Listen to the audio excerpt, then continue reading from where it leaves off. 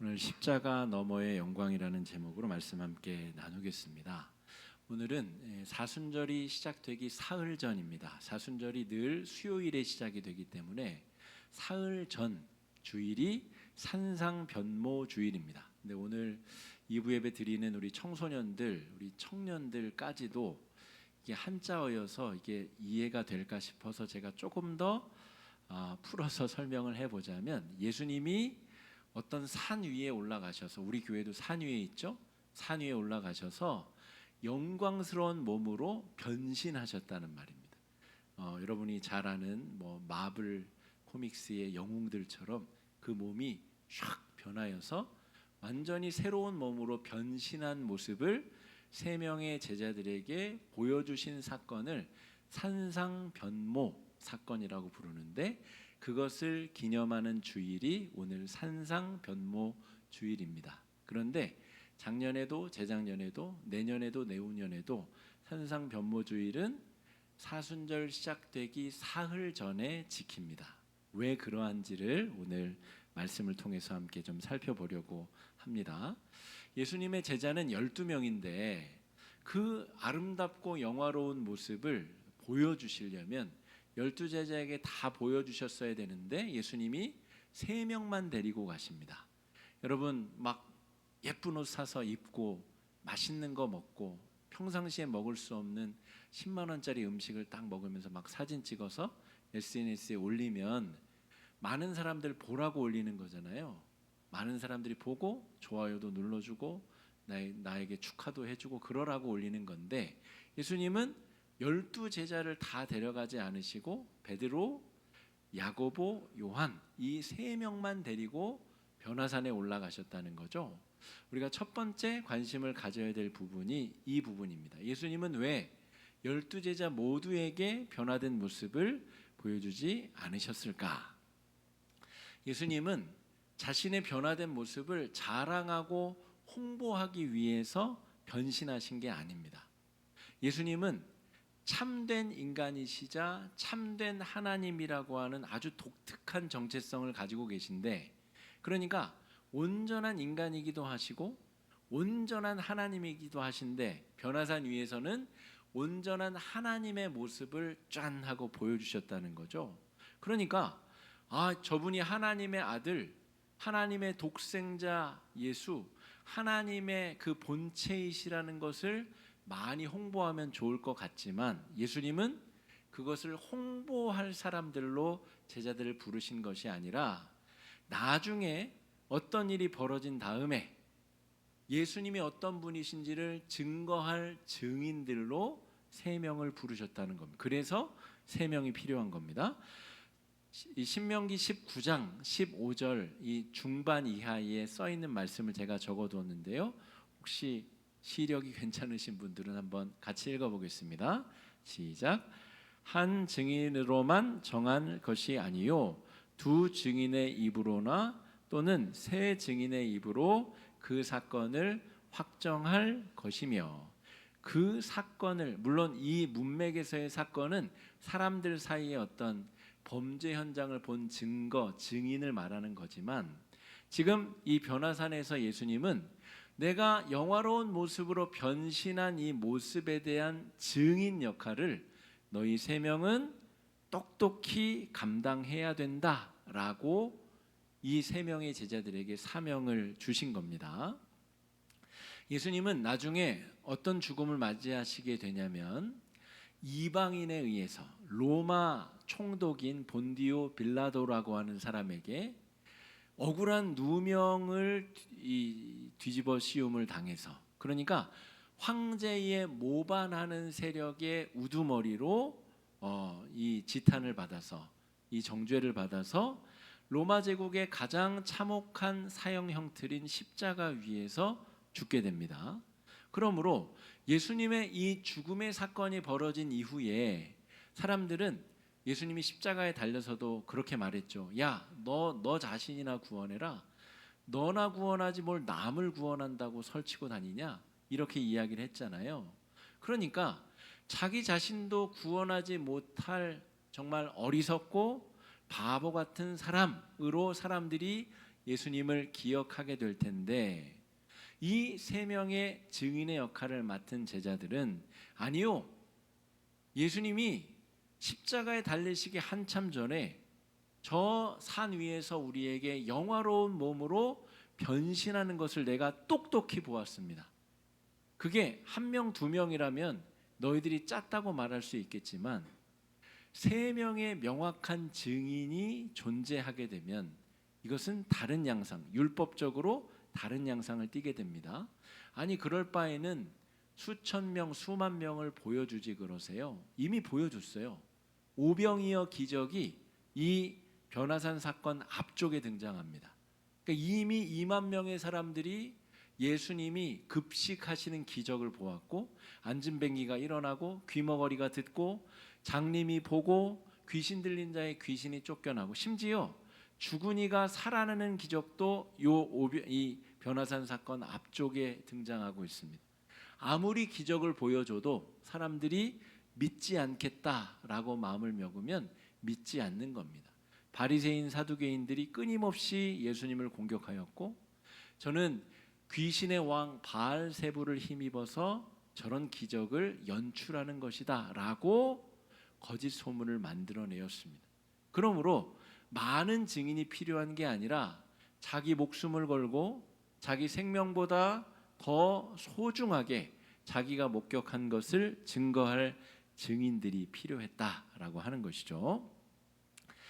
나중에 십자가 사건 이후에 예수님이 부활하시게 되는데, 그 부활도 믿지 아니하는 사람들이 있잖아요. 그러므로 지금 제자들이 목격한 이 변화산의 기적을 똑똑히 기억하였다가, 예수님이 본래 하나님이셨는데 우리를 위해서 자신을 낮추셔서 인간까지 낮추신 다음에 우리를 위해서 자신의 목숨을 아주 무가치한 것처럼 다 내버리신 분이십니다.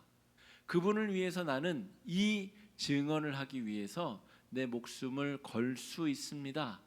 이럴 증인 3명을 데리고 변화산으로 올라가셨다는 겁니다.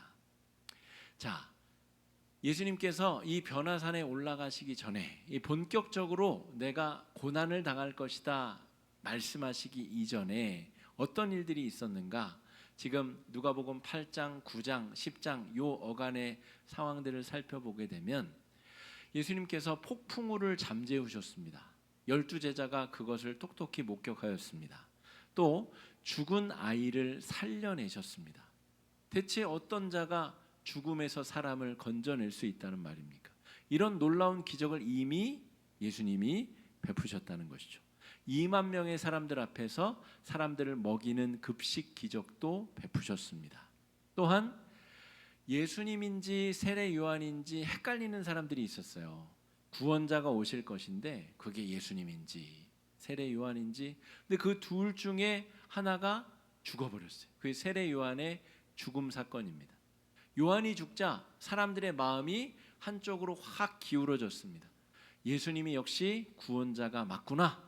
그래서 사람들의 마음이 어떻게 움직였냐면, 예수님이 우리의 구원자이므로 예수님이 우리를 이 로마의 압제로부터 우리를 건져낼 것이다 라고 하는 기대감에 부풀기 시작했습니다. 요한복음에는 오병이어 사건 이후에 사람들이 예수님을 억지로 잡아다가 예루살렘으로 데려가서 왕으로 삼으려 하였다라고 요한복음에는 기록하고 있을 정도입니다. 그러므로 이 기적 사건들 때문에 백성들과 제자들은 예수님이 가시려고 하는 십자가의 길이 아니라 예수님을 강제로 붙잡아서 영광의 길, 저 칭송받는 자리, 로마의 황제를 물리쳐내고 그 군림하고 다스리는 통치자의 자리에 예수님을 앉히려는 마음으로 가득 찼다는 거예요.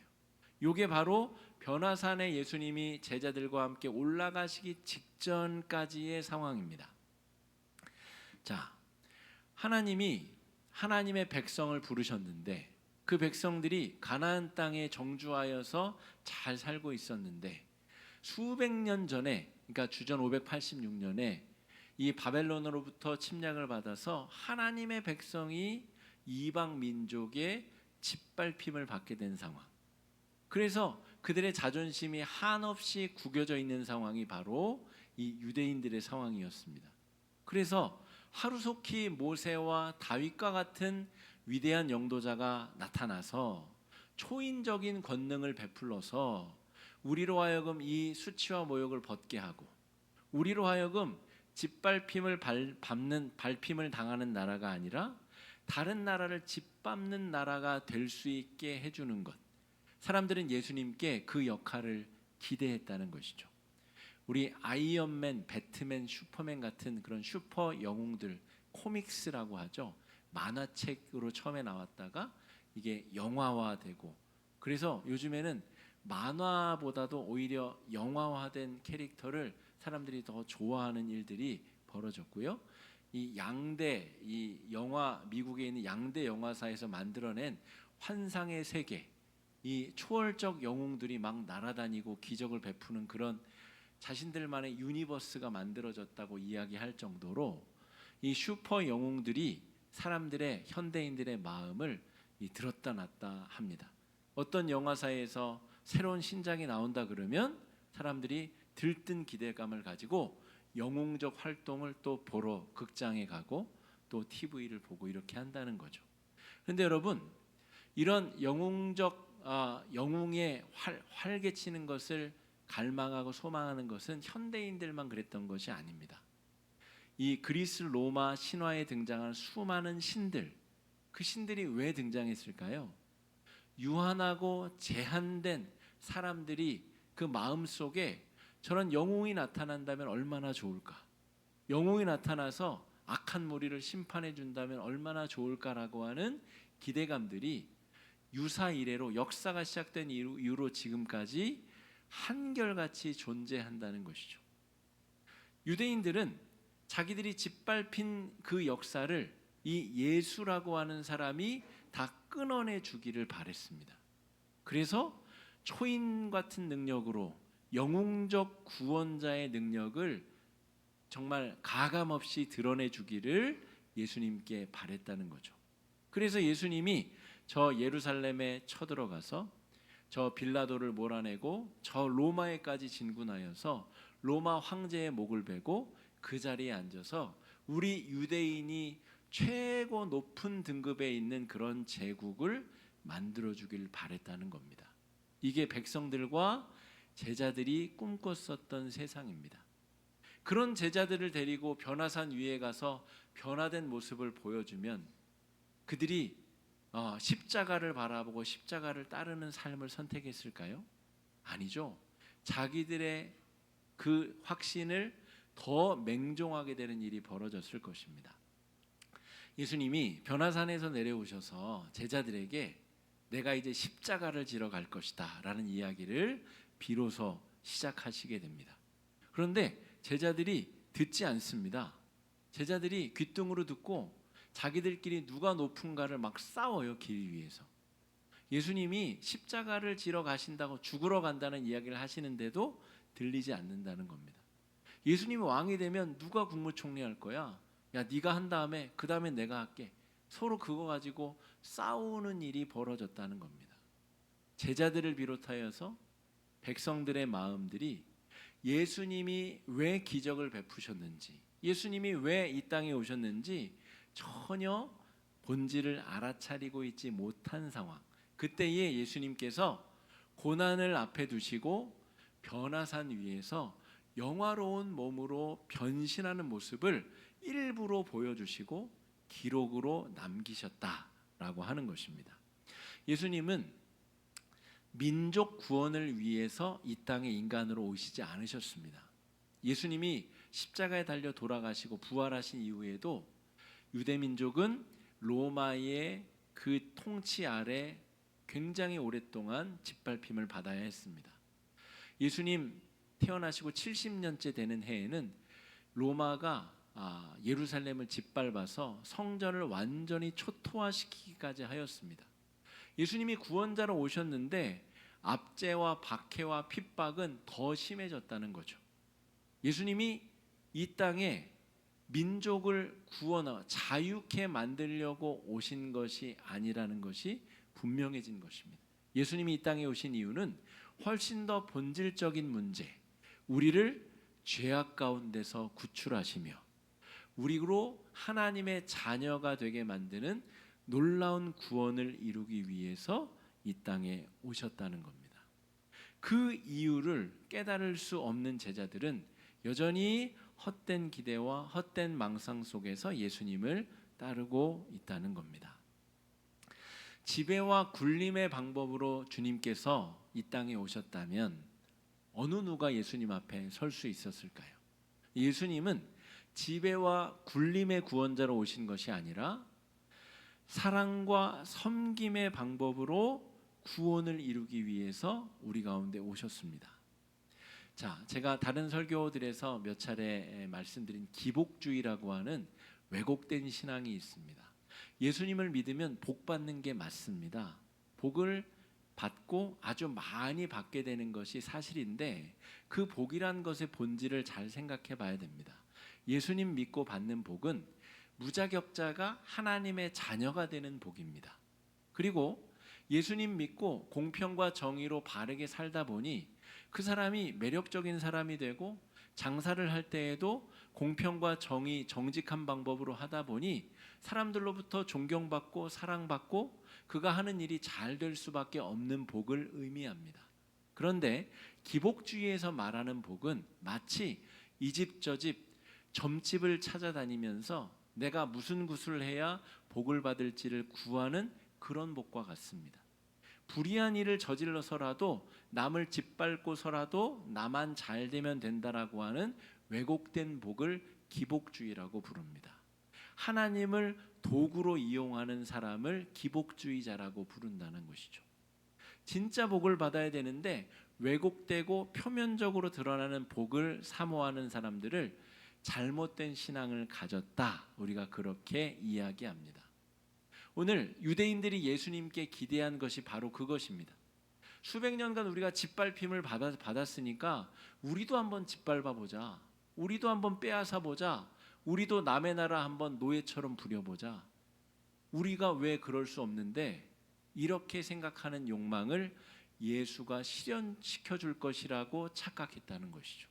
예수님은 그것을 위해 온 것이 아니라 우리를 위해서 하늘 영광을 내려놓으러 오셨고 우리를 위해서 자기 자신을 희생하러 오셨습니다.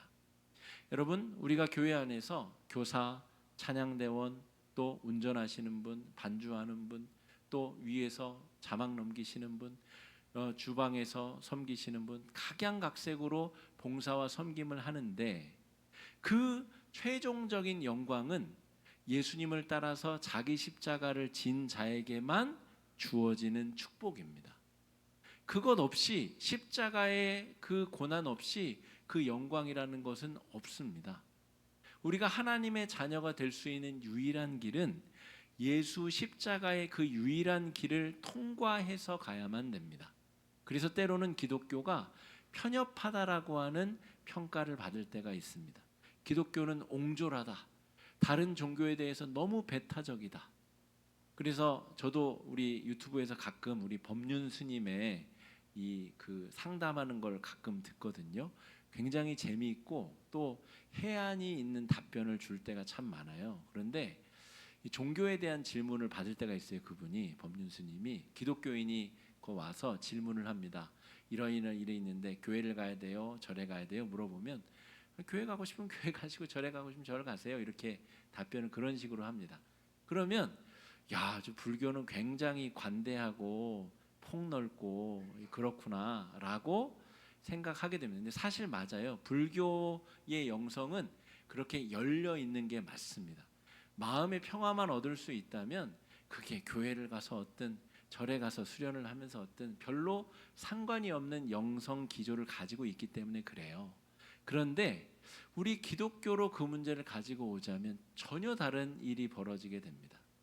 이 예수의 십자가 고난을 통과하지 않고는 하나님의 자녀가 될 수 있는 다른 길이 없기 때문에 그렇습니다.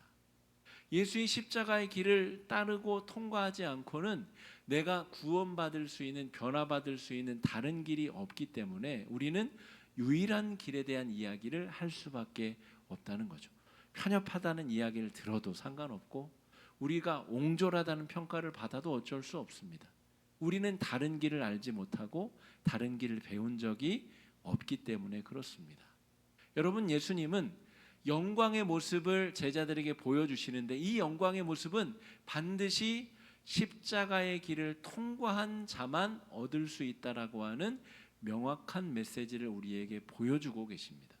십자가가 없으면 영광도 없는 겁니다.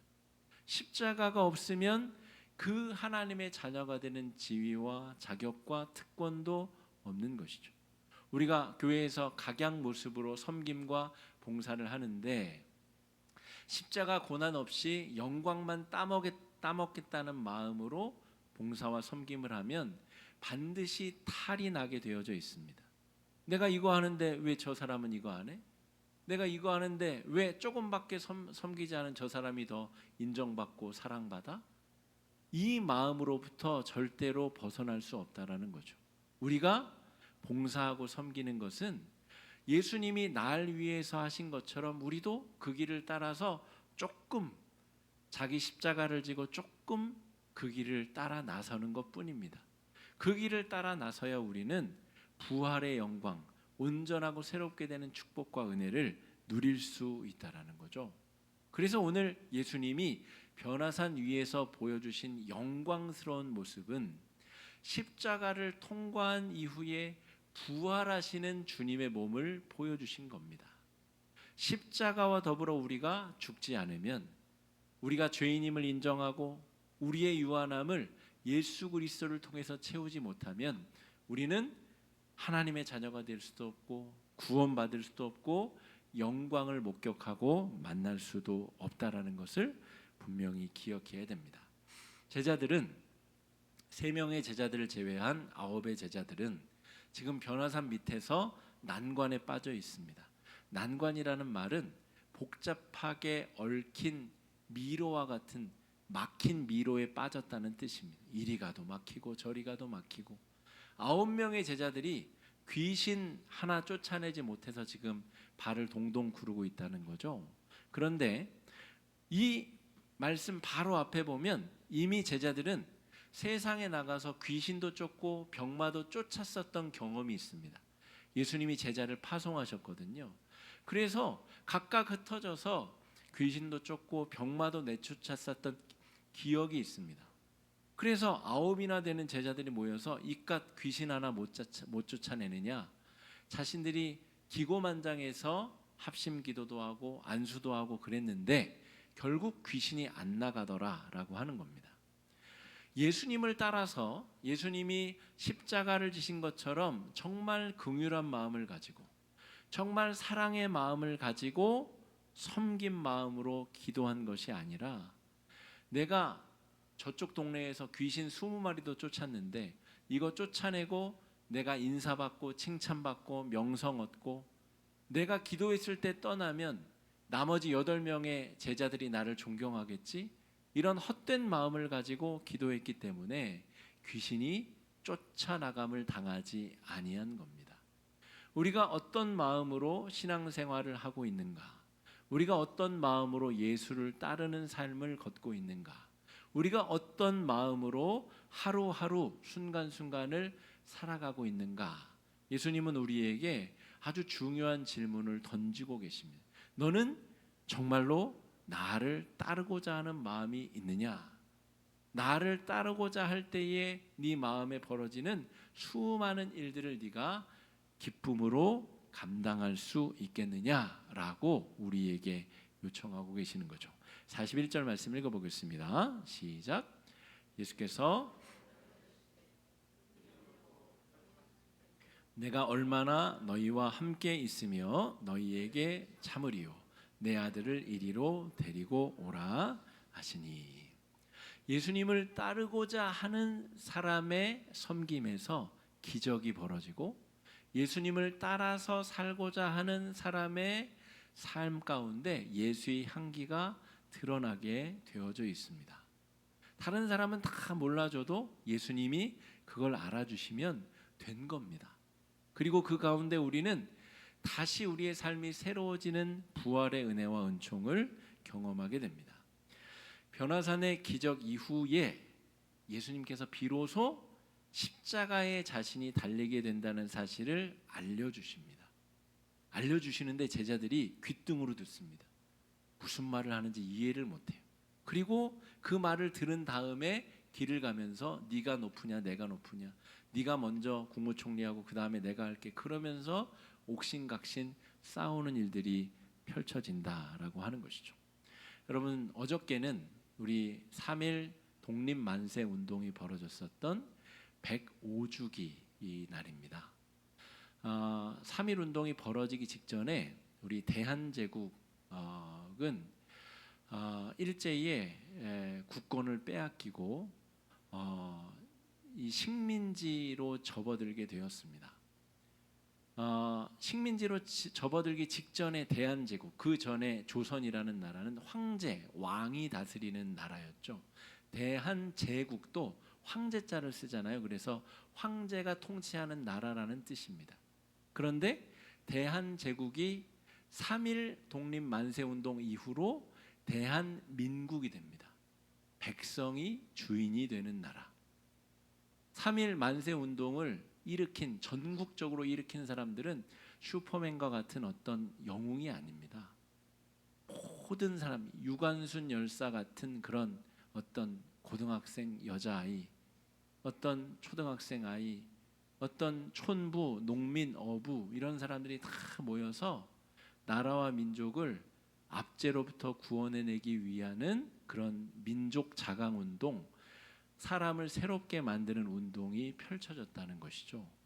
여러분, 그것이 어떤 사람이 다스리는, 그 사람이 정말 어떤 사람인지에 따라서 나라의 구군이 바뀌는 것이 아니라 이 국민 전체가 한 마음과 한 뜻이 되어서 나라를 압제로부터 구원하고 새로운 시대를 열겠다라고 하는 민족운동이 3.1 운동이었고, 3.1 운동의 가장 중요한 기류를 형성한 것이 기독신앙이었습니다. 하나님 앞에 모든 사람이 평등하다라고 하는 의식, 하나님 앞에 믿음으로 백정이든 양반이든 모두가 다 평등할 수 있다라고 하는 그 신앙의 기조가 이 한국 땅을 변화시켰고 3.1 운동의 기적과 같은 역사를 이루어내었고, 그게 4.19와 또 이 민주화를 일으켜내는데 아주 혁혁한 초석이 되었다는 것입니다. 여러분, 우리가 예수를, 한 명 한 명이 예수를 잘 따르는 것이 위대한 목사 한 명을 둔 교회보다 훨씬 더 강력한 교회를 만들 수 있습니다.